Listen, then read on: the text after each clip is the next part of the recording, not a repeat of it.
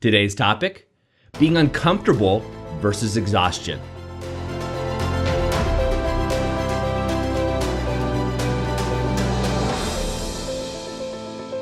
Hi, I'm Doug Holt, author of Your Own Story, and this is your Daily Growth Hack, where each day we give you a tip, trick, or insight to help you up-level what we call the 5 to Thrive. That is your mind, your body, your soul, your relationships, and of course, your business. If you're like me, you've been watching the Winter Olympics, an amazing event where people from all over the world come to compete in the sport that they actually love. Now, how come there's only a few people that make it to the Olympics? Well, that's a difference between exhaustion and just being uncomfortable, right? So how many times, do I look back at my life that I've given up because I was uncomfortable? I pushed it to where I thought my limits were, and then I just pulled back. Now, I've done this in the areas of business. I've certainly done it in relationships, and I've done it in the areas of my fitness. And as an ex-competitive athlete, I certainly have done it in sport. The difference between those that make it, successful people, whether it be the Olympics, whether it be someone who's successful in a relationship, in their marriage, whether it be someone who's successful in business, is they're able to understand that being uncomfortable is a mental state, not a physical state. Right? When you're uncomfortable, you're giving up. Your body is giving up. Your mind is actually the one giving up, not your body in the sense of working out. But this also happens in business, right? How often as business owners or someone who has a business idea, come on, be honest with me. Are you that person that tells your friends about these great business ideas that you have that just never seem to happen? We've all been there, right? We all know a couple people that talk about business ideas all the time, but never execute. Why don't they execute? They don't execute because they're uncomfortable, right? As soon as they hit that threshold of being uncomfortable, they sit down. They shrink themselves. They lower themselves because it doesn't feel good to be uncomfortable. It's not the right time. I don't have the money. I don't have the resources. We've heard all the victim excuses before, right? I've had them myself, so I can relate to them. But the difference between someone who's successful in business, for example, in this analogy, is that they get to that place where they're uncomfortable.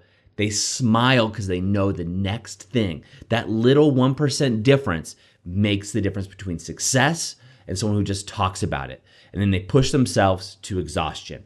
That's how stars do it. That's how athletes do it, right? Same thing in the gym, right? If you're going to CrossFit, if you're going to Orange Theory, you're working on your own, maybe you're doing Pilates or yoga, right? If you push yourself just that little bit more, that's where you see success. That's where you see results, right? It's that idea that maybe you don't cheat on that one meal that you were thinking about doing. Maybe your family brings pizza in and you're on a diet and you decide, you know what?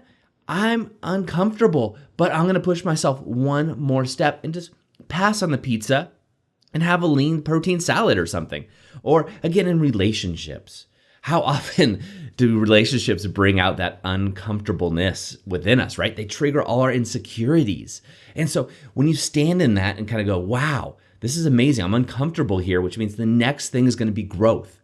And when you stand in that storm of being uncomfortable and push it a little bit further, that's where the fruit is. That is where the ripeness is in any relationship because you're able to navigate those waters, show that you're committed and standing strong, and it allows you to develop yourself as a greater person within that relationship. So not only your partner grows by seeing how much you love them or seeing how much you're able to stand in your power, but you do too.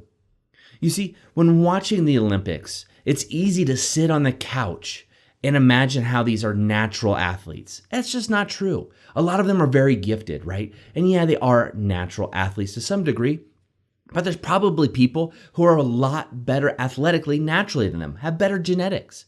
But these particular athletes have proven time and time again to embrace the idea of being uncomfortable and pushing through exhaustion. And that's why they're champions. So what I want you to do today is grab your journal, grab your 5 to Thrive, write them out. And where are you just stopping at being uncomfortable? I know I've done this so many times in the area of trying to learn a foreign language, where it's just uncomfortable because it's taking time, right? I've done that. Right? Where have you done it? Where about your body? I've learned over the years to embrace uncomfortable and exercise. I love it because I know on the other side of it, I'm going to get stronger. I'm going to get bigger. I'm going to get more lean. I'm going to get all those benefits that I want. I know in business it's the same thing. When I'm uncomfortable, I love pushing through because I smile because I know that my competition's not willing to. They're not willing to get uncomfortable. They're not willing to push that next level. And that's one of the reasons I've been so successful. Same thing with relationships. I started a journey in relationships where I've really practiced being uncomfortable, and it's allowed me to flip the script, so to speak, on the way that I used to be. And this is all areas, not just my romantic relationship with my wife, but all relationships I have. And then soul, right? Where are you doing this in soul? Where are you stopping? Is meditation just uncomfortable for you? I did a 10-day silent meditation. I can tell you that was uncomfortable. But I did it because I was so uncomfortable doing meditation. I knew I needed to push it through that next level. And this is exactly why I continue to hire coaches and mentors to take me to that next level. And I invite you to do the same. So grab that journal, write out where you're feeling uncomfortable in your 5 to thrive. And then I want you to ask yourself, are you willing to push it to that next level? Are you willing to take the next steps and be someone who's not just talking about it, but somebody who's doing the work? Be one of those 1%ers that achieve success and inspires the people around you by being the author of your own story. That's it for me today. I will see you tomorrow. Have a fantastic day. Go out and just do the work and inspire somebody, because you will. People seeing you glowing and going after your dreams, you're going to inspire people that you've never even met, never even knew. And that's where the magic happens. Push through, make sure you get to that exhaustion, push through the uncomfortableness, and you will see the fruits at the end of your labor. Have a great day.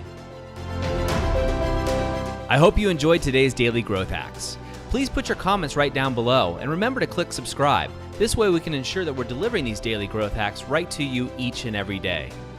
On behalf of the whole team here, remember, go out and be the author of your own story.